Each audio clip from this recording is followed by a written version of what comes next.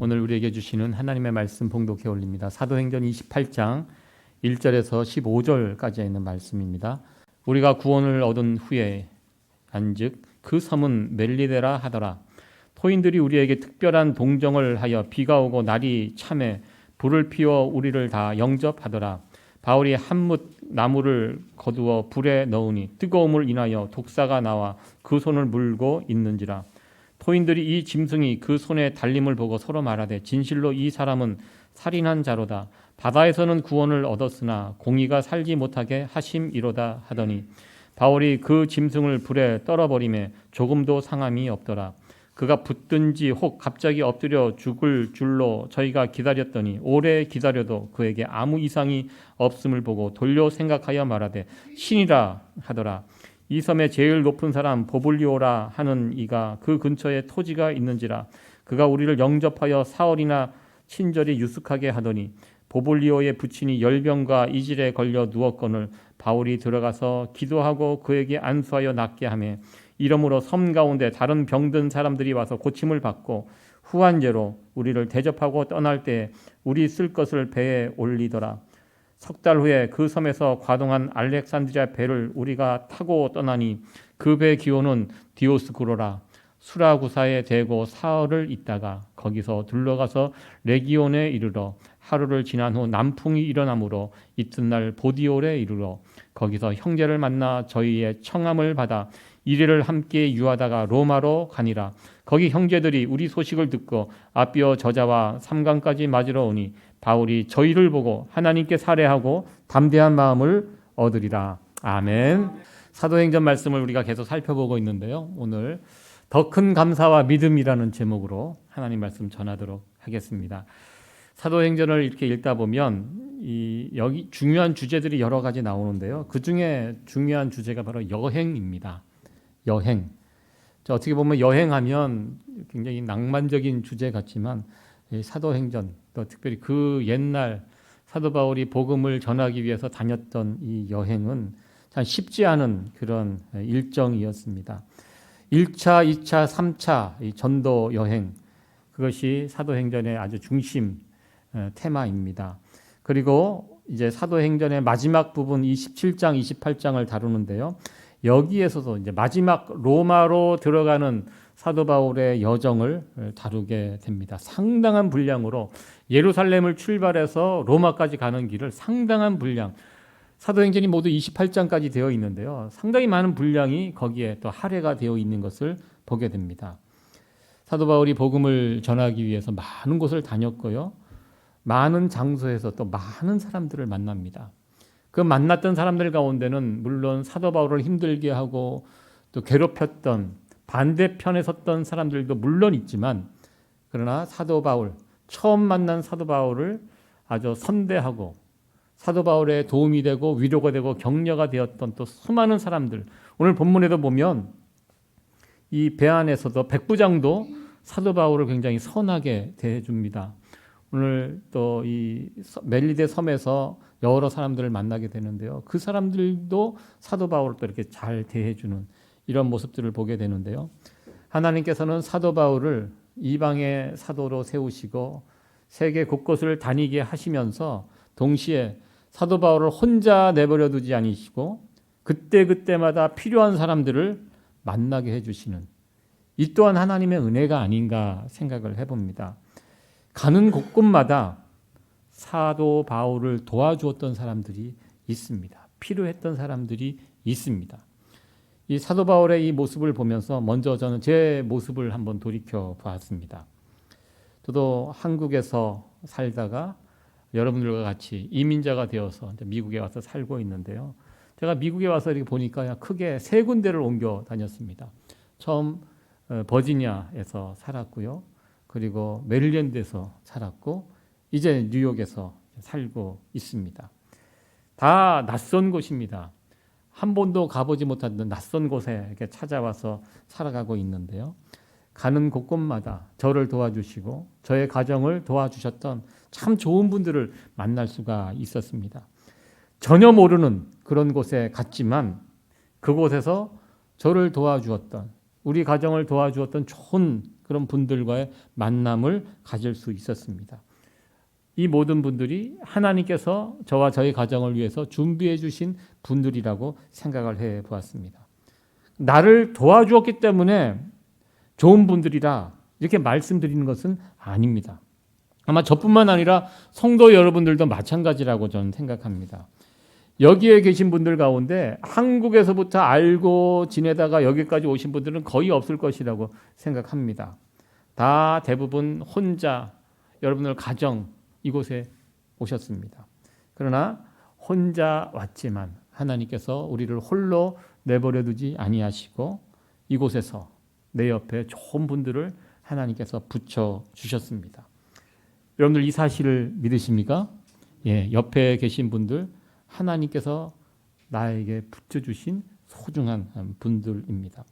먼저 우리가 이 사실을 기억하면서 살았으면 좋겠습니다. 사도 바울은 전도 여행길에서 참 좋은 사람들을 만나게 되고 그들로부터 도움을 받을 수 있었습니다. 우리들도 서로에게 그런 존재들이 되었으면 좋겠습니다. 이곳에 혼자 왔지만 하나님께서 우리에게 세이비어 교회 이 공동체를 허락해 주시고 또 이 안에서 서로 도와가며 서로 위로가 되고 힘이 될 수 있도록 그렇게 살아가라고 우리 하나님께서 우리들에게 준비해 주신 내 옆에 있는 분들 그런 시선으로 그런 마음으로 바라보며 살아가는 여러분들이 되었으면 좋겠습니다. 우리 교회 안에서 정말 좋은 만남 계속해서 이어져 갔으면 좋겠고요. 서로에게 위로가 되고 힘이 되고 하나님이 나에게 보내주신 나를 위해서 보내주신 분들로 바라보시면서 그렇게 세워가는 우리 세이비어 공동체가 될 수 있기를 간절히 축원합니다. 사도행전 28장은 사도 바울의 마지막 여정 끝인 로마까지 올라가는 그 여정을 다루고 있습니다. 우리는 지난 시간에 어떤 일이 있었는지 지난 시간 설교를 여러분도 기억해 보시기 바랍니다. 예루살렘에서 출발하여 배를 타고 로마로 이제 올라가는 중입니다. 저 중간에 보면 미항이라는 도시가 항구가 있습니다. 이제 겨울이 시작이 되기 때문에 이 겨울철에는 지중해 배를 띄울 수가 없습니다. 바람이 강하기 때문에. 그래서 어차피 저 미항에서 쉬어야 됩니다. 3개월을 머물러야 되는데 그 옆에 보면 베닉스라는 그 항구가 있습니다. 미항은 말 그대로 아름다운 항구지만 놀만한 거리가 하나도 없는 조그만 항구입니다. 사도 바울은 여기에 머물러야 된다. 움직이면 안 된다. 이렇게 이야기를 주장했지만 나머지 선장과 선주가 배의 주인이 그 선원들이 미항은 너무 재미가 없거든요. 긴긴 겨울 할 것이 없습니다. 베닉스라는 저 항구는 좀 크고 놀거리가 많고 향락을 즐길 수가 있는 그런 항구입니다. 그러니까 사람들은 위험하지만 조금 위험을 감수해서 저 보면 지도상으로 보면 그렇게 멀 거리가 아닙니다. 한번 저기 가면 저기서 3개월 긴 겨울 동안 저기서 좀 재밌게 지낼 수 있다. 향락을 즐기면서 재밌게 지낼 수 있다 생각하고 이 두 미항에 머물 것인가 베닉스로 갈 것인가 투표를 했겠죠. 그러나 많은 사람들이 베닉스로 가자. 욕심에 눈이 멀어서 제대로 사태를 파악하지 못한 것입니다. 그래서 사도 바울의 의견을 묵살하고 베닉스로 출발을 하게 됩니다. 처음 출발했을 때는 괜찮은데 곧 우려한 대로 큰 유라굴로라는 큰 태풍이 불어서 배가 어디로 갈지 방향도 잃고 막 바다로 떠밀려가는 그래서 밤낮 며칠 동안 심하게 고생하고 너무너무 위험한 상황에서 배에 싣고 있는 짐들을 다 바다에 던지고 이 장비까지 배에 실려 있는 장비까지 무게 나가는 것들은 사람 빼고 다 바다에 던지면서 그래도 살 소망이 끊어지는 아주 위급한 상황 가운데 사도 바울이 그들 가운데 나타나서 어젯밤 하나님께서 내게 말씀을 주셨는데 우리는 안전할 것이다. 왜? 내가 하나님으로부터 사명을 받았는데 나는 로마까지 가서 복음을 전해야 되는데 그렇기 때문에 여기서 죽으면 안 됩니다. 하나님께서 확신을 주셨다. 우리는 로마까지 갈 것이고 나와 함께한 여러분들도 한 사람도 상관없이 안전하게 될 것이다 하나님의 메시지를 그들에게 전해줍니다. 그러면서 그들이 위로받고 힘을 얻고 소망하게 되었다. 이것이 지난주까지의 이야기입니다. 그렇게 해서 풍랑이 이는 바다 가운데 사도 바울이 그들을 안정시키고 그러면서 배가 떠밀려 가다가 어디에 도착하게 되냐면 저 멜리데라는 섬, 오늘날로 말하면 지도를 찾아보니까 저게 몰타라는 섬입니다. 저 이탈리아 저 구두처럼 생겼던 그 밑에 발끝에 밑에 보면 멜리데라는 섬에 이 배가 밀려서 하여튼 파선을 하게 되는 것입니다. 그래서 그 이후의 이야기가 오늘 본문의 이야기입니다. 그렇게 멜리데 섬에 도착을 하게 되는데요. 성경에 보면 모두 276명이 한 사람도 상하지 않고 다 살아서 멜리데 섬에 그것에 도착을 했다고 설명을 합니다. 그리고 그 배가 도착했을 때 그 멜리데 섬에 살고 있는 토인들이 이들을 영접해 주었다라고 이렇게 설명을 하고 있습니다. 2절 말씀인데요. 토인들이 우리에게 특별한 동정을 하여 비가 오고 날이 참에 불을 피워 우리를 다 영접하더라. 왜 이들이 영접을 했을까요? 보통 낯선 섬에 들어가면 둘 중에 하나입니다. 잡아 죽이든지 노예로 삼든지. 그런데 이 배에 이렇게 파선해서 온 사람들을 잘 대해 줍니다. 그 이유는 여기 보면 특별한 동정을 하였다라고 설명하고 있습니다. 이들은 이렇게 생각했습니다. 저들은 죽음에서 살아온 사람들, 자신들이 믿는 신이 살려준 사람들이라는 이 시각을 그들이 갖게 됩니다. 그래서 그들에 대한 특별한 동정을 가지고 그들을 바라봤다는 것입니다. 그러니까 잘해줄 수밖에 없는 것입니다. 신이 살려둔 사람들을 자기가 함부로 어떻게 할 수 있겠습니까? 저 위험한 풍랑 속에서 죽지 않고 살아서 온 사람들이기 때문에 저 사람들은 신이 살려준 사람들이다. 그래서 저들에게 특별한 마음을 가지고 잘해주게 됩니다. 그래서 올라온 사람들, 겨울이 막 시작되는 시기입니다. 바다에서 불을 피워주고 그리고 아마 먹을 것들을 이렇게 주고 했던 것 같습니다.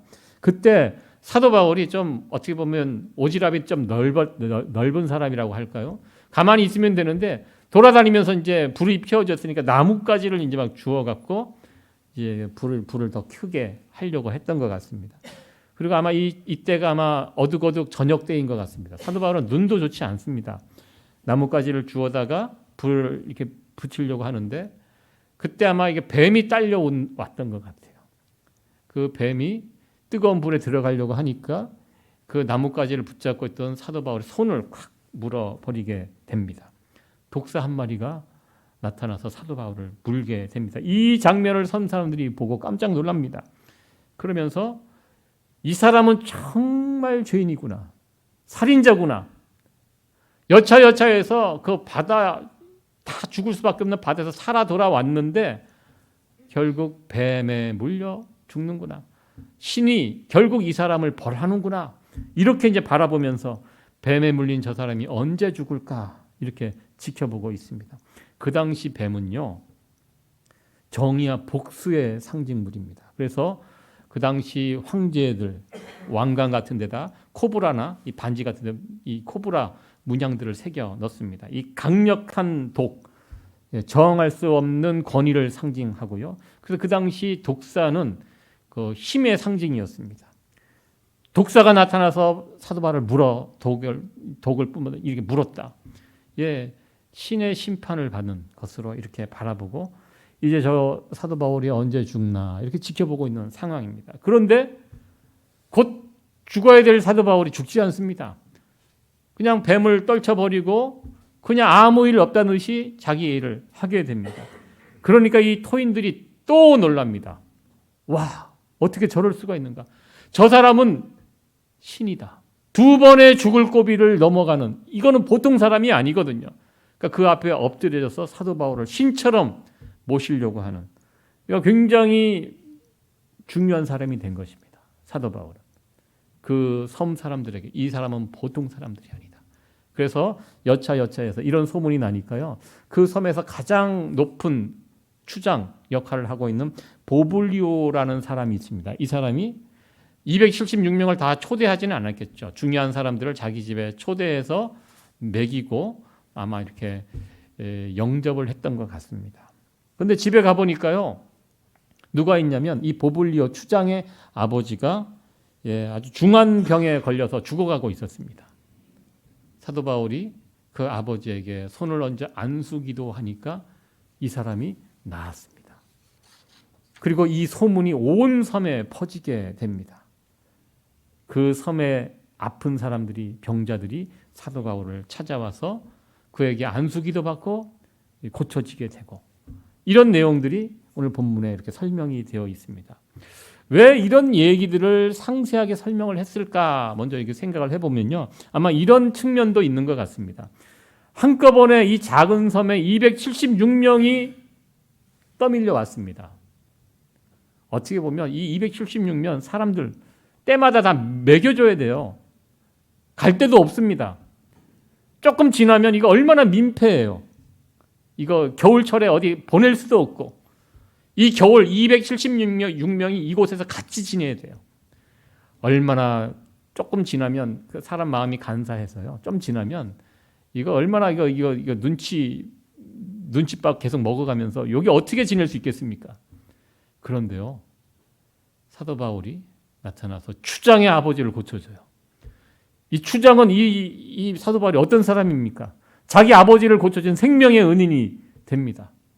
또한 여러분들 한국이나 미국 벗어나고 제3세계 가보면요, 아픈 사람들이 정말 많습니다.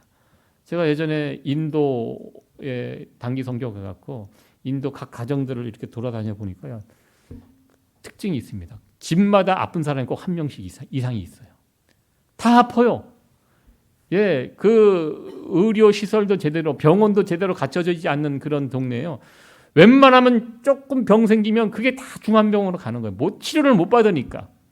그러니까 참 놀랍게도 집집마다, 가는 곳마다 방문을 열어보면 아파 누워 있는 사람 정말 불쌍합니다. 그 마음이 정말 아픕니다. 다 아픈 사람들이 있어요. 요즘도 그런데요. 이 당시 이 섬에 뭐가 있겠습니까? 아픈 사람들이 얼마나 많겠습니까? 그 죽어가는 사람들. 그런데 사도 바울이라는 사람이 나타나서 와서 안수기도 해주면 다 낫는 거예요. 완치가 되는 거예요. 이 얼마나 귀한 사람입니까? 그러니까요, 이런 일들이 벌어지고 나니까요, 이 겨울 동안 3개월 동안 있는 동안 이 276명이 이 섬 사람들에게 어떤 대접을 받았을까요? 아주 극진한 대접을 받지 않았겠습니까? 저는 이 장면을 보면서 하나님께서 참 세심하게 사도 바울을 높여주시는구나.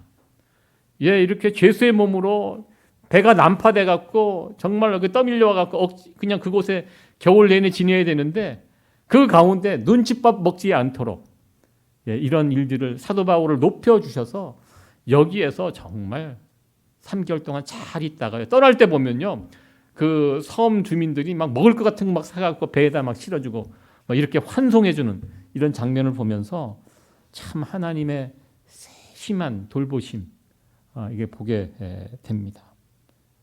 이 긴 3개월 동안 이 사도 바울이 이 섬에서, 그러면 우리는 이런 질문을 해보게 됩니다. 사도 바울이 그 3개월 동안 그 섬에서 뭘 했을 것 같아요, 여러분?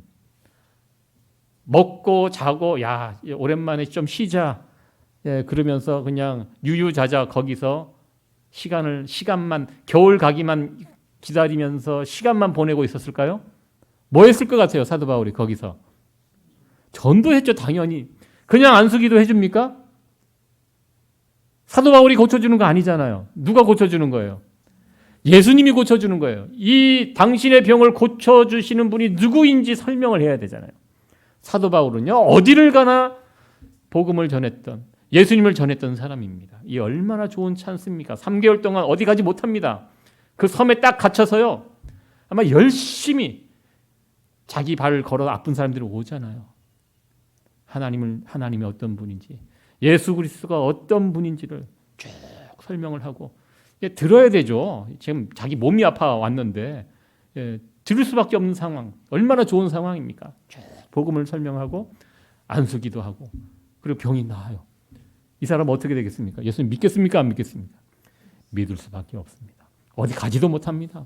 3개월 동안 이 섬 안에서 돌아다니면서 마음껏 사도 바울이 복음을 전했습니다.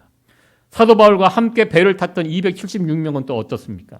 그들은 그 폭풍 후 죽음의 고비를 사도 바울과 함께 건너왔고요.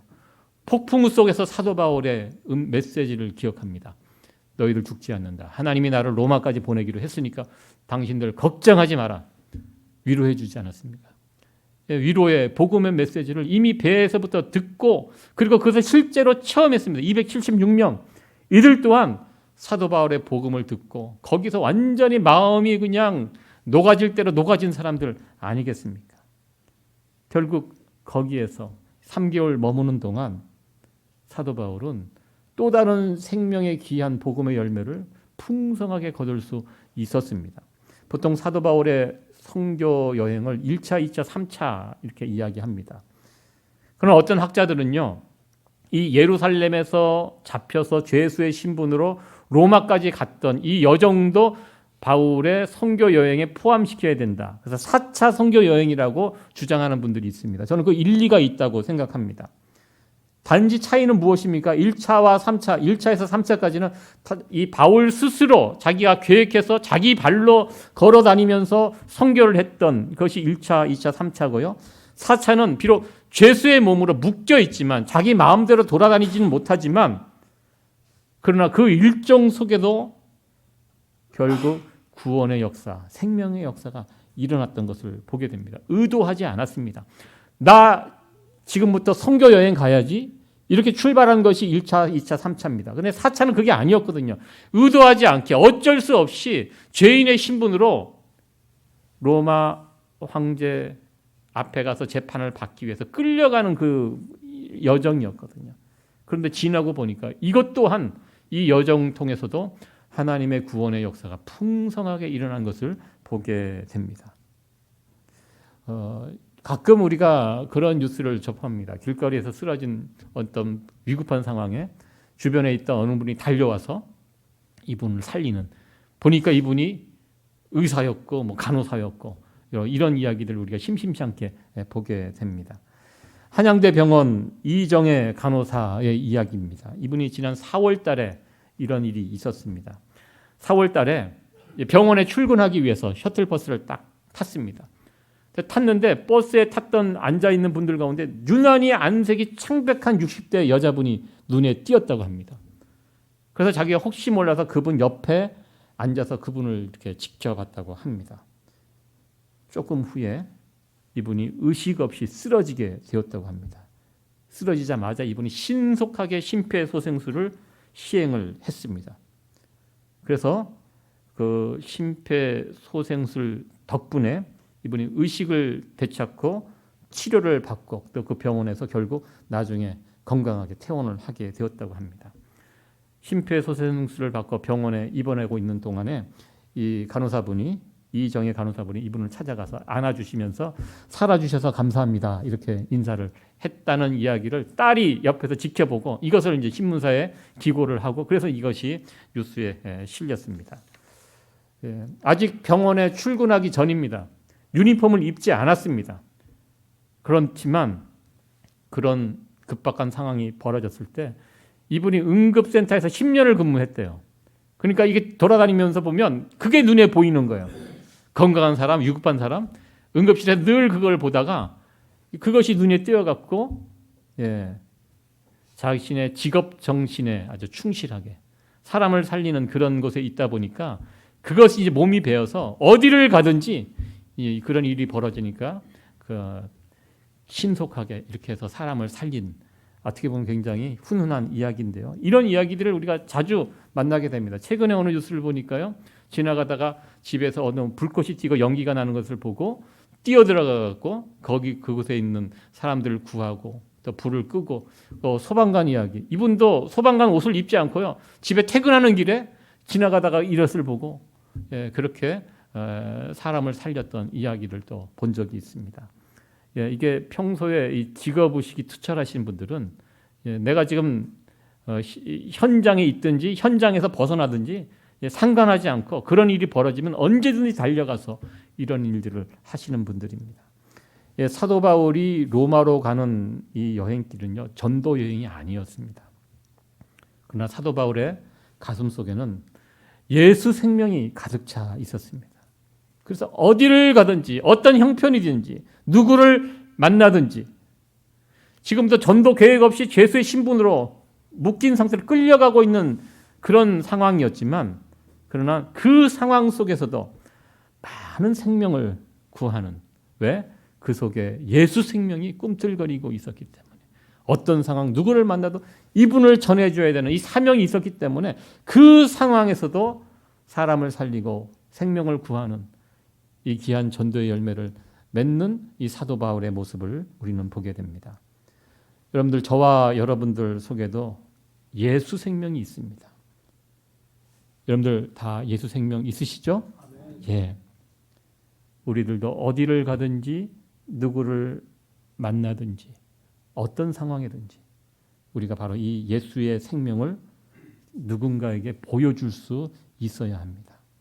꼭 목적을 가지고 단기 여행, 단기 선교 여행, 그럴 때 가서 복음을 전하는 것이 아니라, 여러분들 개인적인 여행, 휴가를 떠나서도요, 우리는 평생 전도자입니다. 전도자의 모습으로 살아가야 합니다. 저는 목사입니다. 그래서 저는 어디를 가든지 누구를 만나든지 내가 목사라는 사실을 잊지 않으려고 합니다. 어떻게 하면 예수님을 이분에게 보여줄 수 있을까? 내가 입을 열어 전도 꼭 교회 다니세요 말을 하지 않더라도 내가 상대방의 목사라고 이렇게 알려지면 나를 통해서 예수님이 바르게 증거될 수 있을까? 혹 나 때문에 예수의 이름이 먹칠을 하는 것은 아닌가? 이런 부분들을 참 굉장히 조심합니다. 그러니까요, 사람을 만날 때, 누구를 낯선 곳에 갈 때 항상 이 부분을 신경 쓰고 있습니다. 참 이 거룩한 부담이라고 할 수 있습니다. 그러면 저만 그럽니까? 여러분들은 어떠하십니까? 전혀 부담 없이 사람을, 누군가를 만난다는 것은 우리에겐 불가능합니다. 아마 여러분들도 예수님을 믿기 때문에 이것에 대한 부담감이 있을 것입니다. 그래서 우리도 이정혜 간호사님처럼 어떤 자리, 어떤 상황에서 예수님을 증거할 수 있는 그런 사람이 되었으면 좋겠습니다. 꼭 교회 와서만 이야기하는 것이 아니라 여러분의 삶의 현장에서도 언제든지 상황은 일어날 수 있습니다. 그럴 때 달려가서 예수님이 어떤 분인지 보여줄 수 있고 또 증거할 수 있는 그런 성도 여러분들 되었으면 좋겠습니다. 사도 바울의 이야기는 바로 이 이야기를 우리에게 보여주고 있습니다. 이렇게 멜리데 섬에서 겨울을 3개월 동안 보내고 드디어 로마로 이들이 출발을 하게 됩니다. 떠날 때 멜리데 사람들의 환송을 받으면서 헤어지게 됩니다.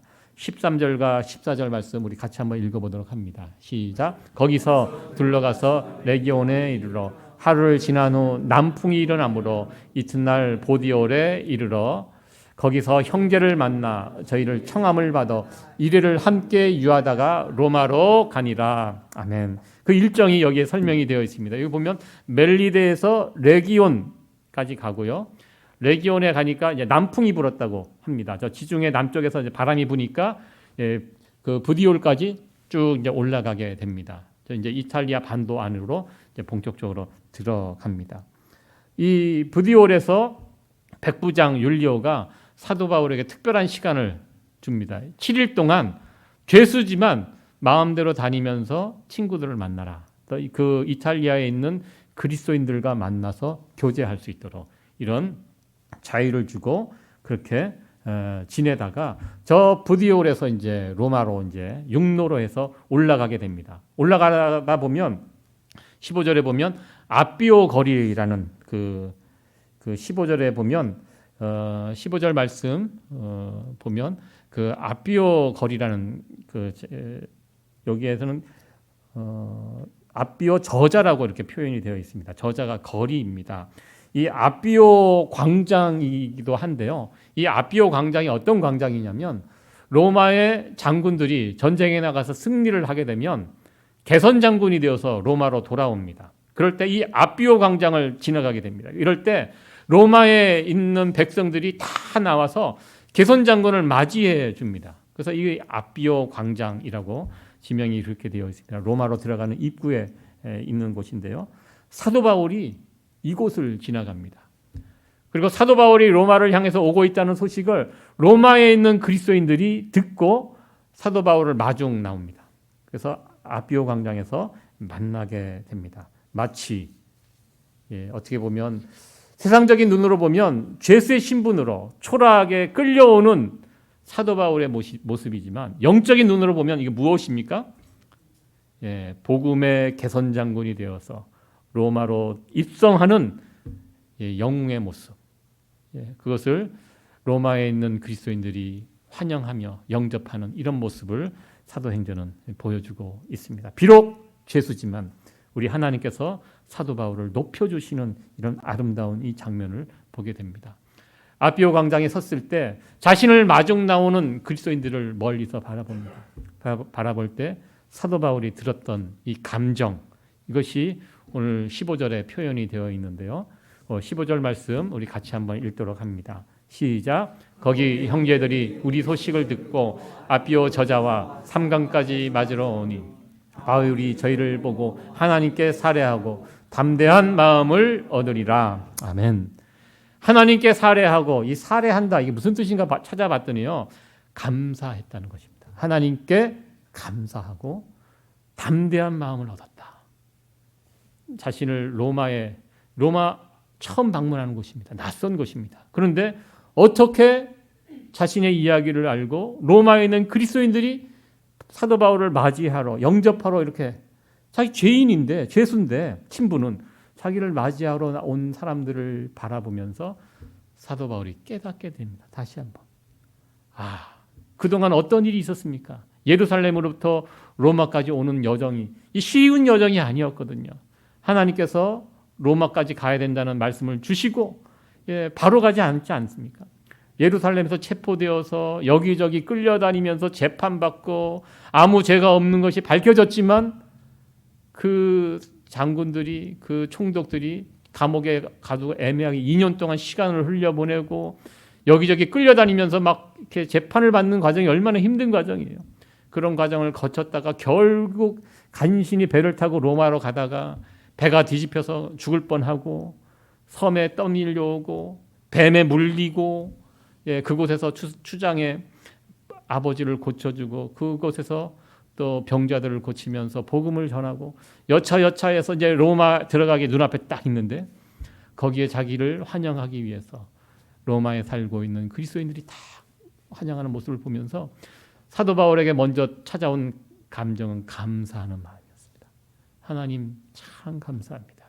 하나님께서 나에게 이런 사명을 주셨는데 결국 이렇게 인도해 주셔서 하나님께서 도와주셔서 내가 여기까지 올 수 있었습니다. 지나온 일들이 이제 다 해석이 되는 거예요. 이 모든 과정들이 하나님께서 로마의 복음을 전하기 위해서 자기를 부르시고 여기까지 이런 일들을 과정을 거쳐서 올 수 있도록 하신 분, 하나님께서 하셨구나. 하나님 참 감사합니다. 그리고 이제 처음 들어가는 로마입니다. 로마에서 어떤 일을 만날지 사도 바울은 모릅니다. 두려움도 있을 것입니다. 그러나 그에게 찾아온 마음은 담대함입니다. 여기까지 인도하신 하나님, 저 로마에 서서 펼쳐가실 하나님의 선교 사역을 기대하는 마음이 생기는 거예요. 그러면서 담대한 마음, 이 믿음이 더 강해지는 이런 사도 바울의 모습을 우리는 28장 15절에서 보게 됩니다. 오늘 말씀의 제목이 더 큰 감사와 믿음입니다. 더 큰 감사, 더 큰 믿음. 사도 바울은 이 로마에 들어가기 전에 지나온 시간들을 돌아보면서 하나님께 더 큰 감사와 더 큰 믿음, 이것을 가졌습니다. 이런 고백을 하였습니다. 여러분들은 어떠하십니까? 이 사도 바울의 이 고백이 우리의 고백이 되었으면 참 좋겠습니다.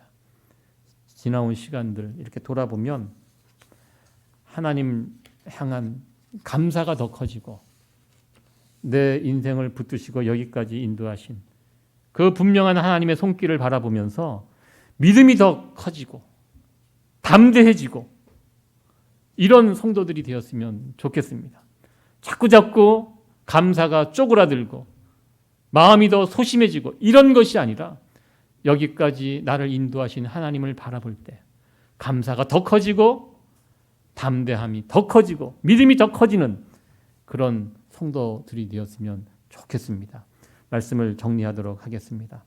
우리는 사도 바울의 이 마지막 고백이 우리의 고백이 되었으면 참 좋겠습니다. 세월이 흘러갈수록, 시간이 갈수록 나는 하나님께 더 감사하며 살아가는 사람인가, 더 불안하면서 살아가는 사람인가 돌아보시고요. 지금까지 이 자리까지 선하게 인도하신 그 하나님, 가끔 여러분들 뒤를 돌아보시기 바랍니다. 앞만 보고 달려가지 마시고요. 지나온 시간들 한번 돌아보시면서 하나님께서 나와 우리 가정을, 우리 교회를 여기까지 어떻게 인도하여 주셨는지 하나님의 손길들을 한번 헤아려 보시기 바랍니다. 그럴 때 우리는 사도 바울처럼 하나님께 더 감사할 수 있고요. 더 믿음의 모습으로 설 수 있습니다. 시간이 갈수록 하나님을 향한 더 큰 믿음, 더 큰 감사를 가지고 살아갈 수 있는 성도 여러분들 되어지기를 간절히 축원합니다. 네.